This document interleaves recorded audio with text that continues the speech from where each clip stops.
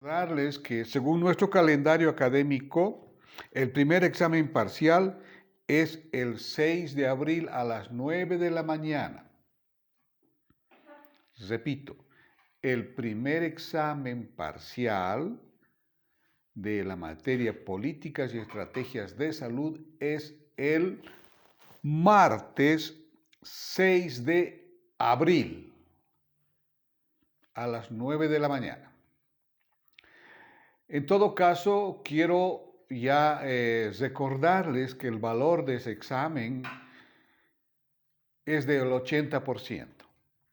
El 20% restante se califica por el trabajo que ustedes tienen que realizar, por el trabajo práctico sobre el tema del bono Juana Azurduy, que repito, tiene que ser un trabajo hecho a mano, sin imprimir, con cuadros, con dibujos, con fotografías, como ustedes ya tienen que saber hacer un material educativo. No se olviden que el anterior semestre con ustedes hemos llevado la materia de educación en salud y hemos llevado cuáles son las condiciones que debería tener un material educativo, que sea sencillo, que produzca impacto, que tenga lógica en su presentación, ¿no es cierto? Y que sea fácil, sencillo hemos dicho. La sencillez es importante porque ustedes van a trabajar en la comunidad y el mensaje tiene que ser utilizando palabras fáciles de entender, ¿no es cierto? En todo caso, ya he recibido algunos trabajos prácticos que están muy bien elaborados. Me gusta porque ya creo que lo que hemos estado aprendiendo se está poniendo en práctica. ¿Cuál es el objetivo con dibujos, con fotografías, con cuadritos hechos a mano? Bien importante, el 20% de la calificación es de la presentación que se hace con el trabajo de el bono Juana Azurduy. Porque no se olviden ustedes jóvenes que tienen que ser, cuando estén trabajando y vayan a la comunidad, tienen que ser los que vayan a promover el afiliarse, el utilizar el bono Juana Azurduy.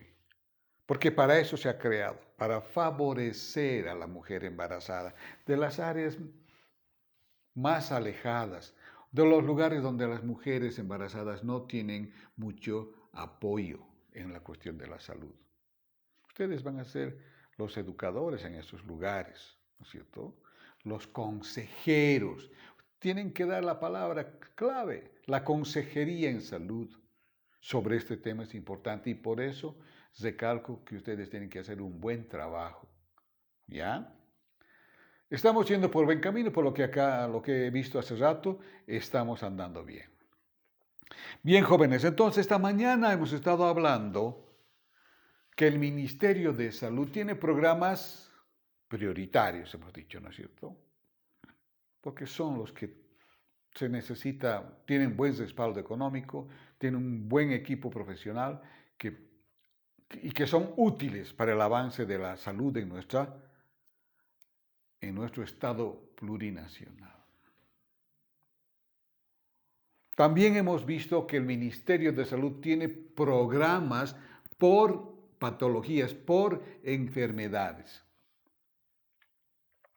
Enfermedades a nivel nacional y enfermedades a nivel regional.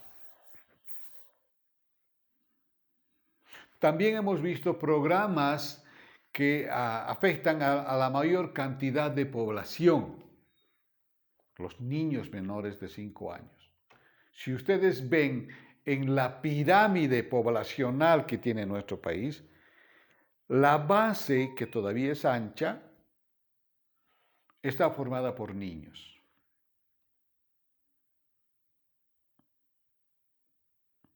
Y hemos revisado también esta mañana que nuestros niños menores de 5 años se enferman más por EDAs y por IRAS. Enfermedades diarreicas agudas e infecciones respiratorias agudas, también las IRAS, ¿no? Que son más frecuentes en los niños con desnutrición. Porque un niño desnutrido es un niño que tiene menos defensas en su organismo, ¿no es cierto? Flaquito. Es posible que tenga parasitosis también, sobre todo si vive en el área rural, en los lugares donde el agua potable todavía no llega en muy buenas condiciones. El agua que se utiliza en la casa no está en buenas condiciones. Entonces, nuestro trabajo como educadores en salud también ha de ser aconsejar a la familia el buen uso del agua para su consumo, sobre todo del niño menor de 5 años, para todos en realidad, ¿no es cierto? Y uno de los primeros cambios que ustedes tienen que lograr en su familia y en la familia de sus barrios es el buen uso del agua. Que toda agua que tengan que consumir siempre esté hervida. ¿Por qué recomendamos que sea hervida, jóvenes? Porque al hacer hervir el agua estamos eliminando muchos de esos microbios que pueden producir algún problema en el aparato digestivo, no solamente de niños, sino de todos los que vivimos en el área rural o en el área urbana, marginal, donde no les llega el agua potable, sino que les llega el agua por camiones, cisternas, esos que vienen con tanques de agua y que venden, que llenan los turriles, ¿cierto? Lamentablemente todavía en nuestro departamento existen esos problemas. ¿Por qué existen? Porque el crecimiento de las ciudades no siempre es ordenado. Es un crecimiento rápido y desordenado. Las familias que a veces vienen del área rural se acomodan en los cinturones más alejados de la ciudad y ahí hacen sus pequeñas casitas, sin agua, sin luz. Y entonces comienzan a hacer un trabajo comunal para que las autoridades les apoyen con la luz, con el agua, con el servicio de alcantarillado, etc. Pero ese es un proceso largo y por eso tenemos dificultades con esas poblaciones urbano-marginales, vamos a decir. ¿No es cierto? Permanentemente existen problemas de salud en esas comunidades urbano-marginales. Entonces, tenemos que tener en cuenta que nosotros vamos a trabajar generalmente con ese tipo de población y tenemos que saber informar, saber comunicar para favorecer el uso del agua para la alimentación, lavar los alimentos que vamos a comer, hervir el agua, tener siempre un recipiente de agua hervida en la casa enfriada, para que cuando lleguen los niños, el esposo, la esposa del campo, de haber hecho su trabajo en el día, puedan tomar agüita en buenas condiciones, ¿no?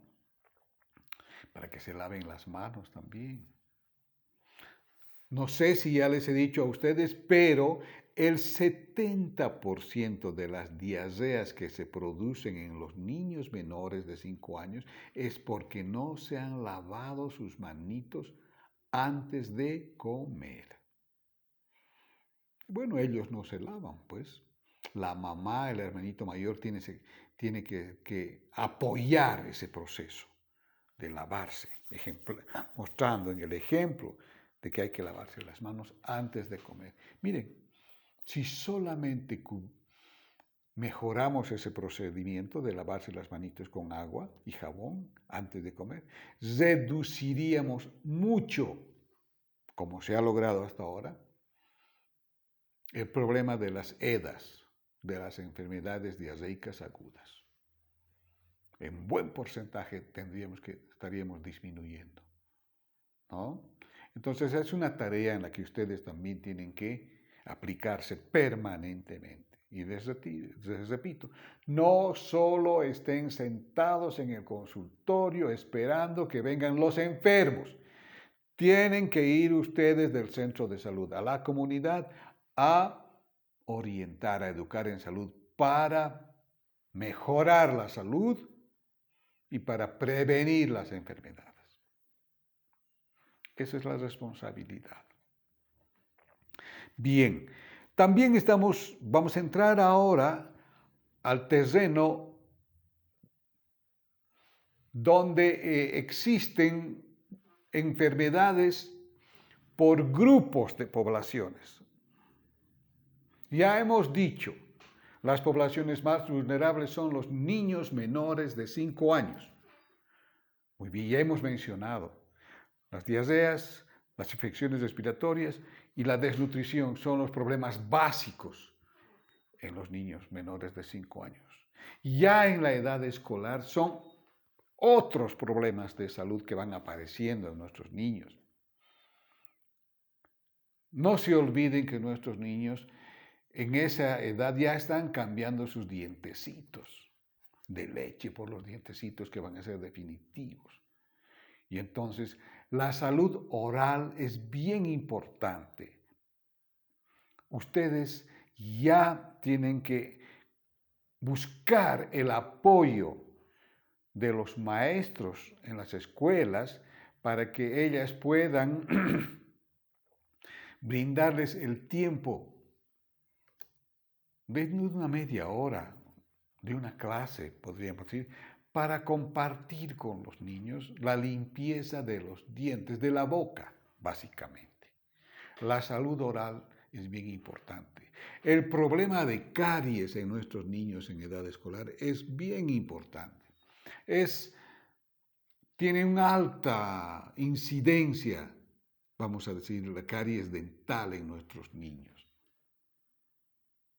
Entonces hay que enseñarles cómo debe mantenerse limpia la cavidad oral con los cepillos de dientes. El uso del cepillo de dientes después de comer. Entonces, una de las patologías más frecuentes en la edad escolar había sido la caries dental. Otro de los problemas frecuentes en nuestra población escolar, y es porque normalmente no estamos haciendo un buen uso del agua en la limpieza. Nos aparecen unas verruguitas, ¿no es cierto?, en las manos, que se pueden evitar mediante la limpieza también. Salen verruguitas en las manos, en algunas partes del cuerpito también, en la oreja, detrás de la oreja, en el cuellito. Y es porque no estamos haciendo una buena limpieza de nuestro cuerpo. Yo sé que a veces es difícil exigir a una población mantener muy limpio su cuerpo cuando no hay agua en la zona, ni siquiera para alimentarse. Peor, pues va a haber para bañarse con frecuencia, ¿no es cierto? Pero hay que recomendar que en lo posible hay que utilizar agua y jabón para bañar el cuerpo. Es otro de los problemas de salud pública en nuestro estado plurinacional. Y claro, producto de eso también, por no decirlo de otra forma, la pediculosis. Ustedes saben que me estoy refiriendo a los piojitos, ¿no es cierto?, que pueden aparecer por la suciedad justamente. Entonces hay que recomendar a nuestros niños, a las familias, a los papás, el buen uso del agua para la limpieza corporal.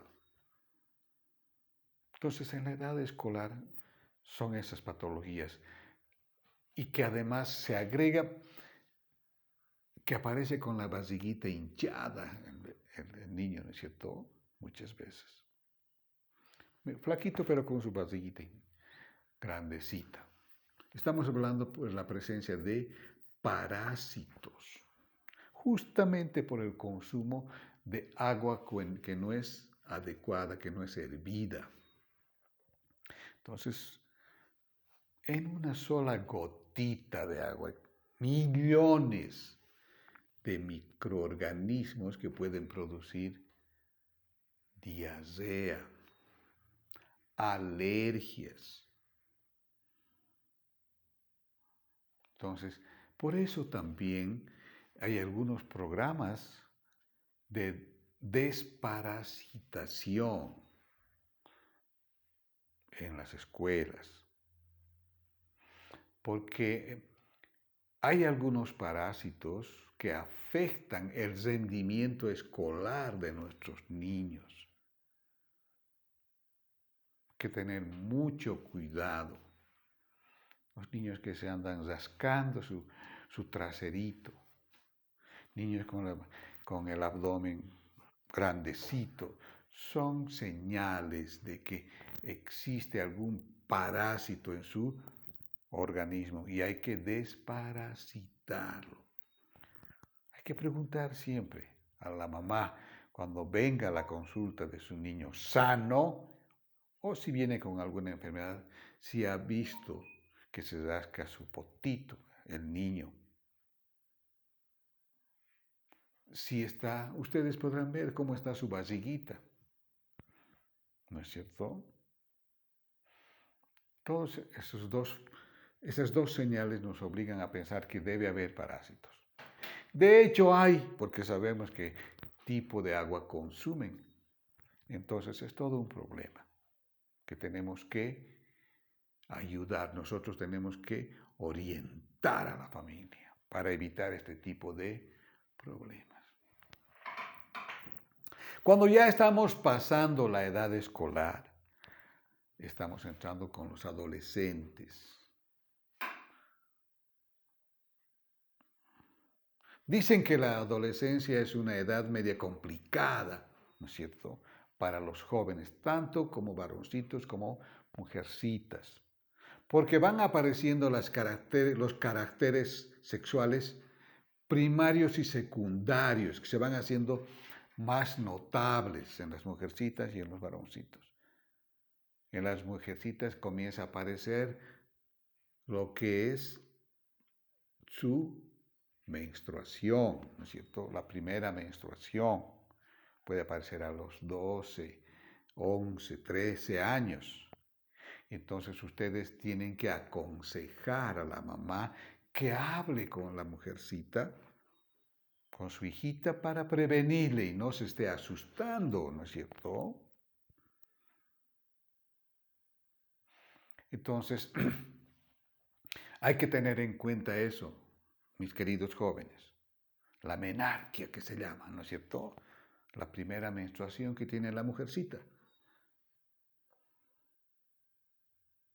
Y entonces, en esa edad también hay un incremento de las hormonas que circulan en el torrente circulatorio, tanto del varón como de la mujer.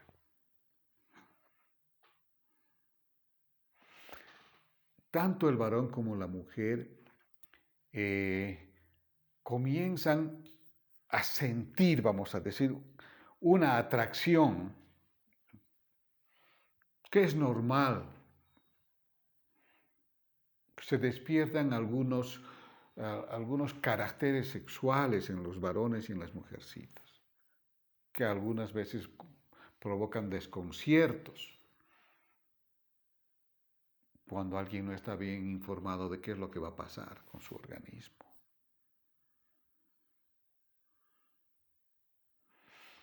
Y tenemos que tener en cuenta que, o cuidado mejor, porque después de la aparición de la primera regla que decimos, de la primera menstruación en la mujercita, esta mujercita ya puede embarazarse. Y en esta edad es bien complicado el embarazo no deseado.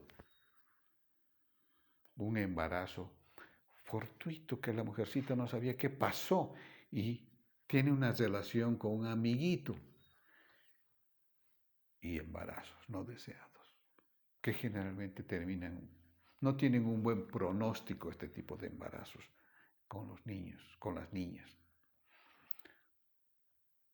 Porque su cuerpito no ha terminado de desarrollar y ya está embarazada. Y es todo un problema un embarazo no deseado en una adolescente que todavía ni siquiera ha salido del colegio, sigue en el colegio. Y es un problema mayor para la familia, pero sobre todo para la jovencita, ¿no es cierto?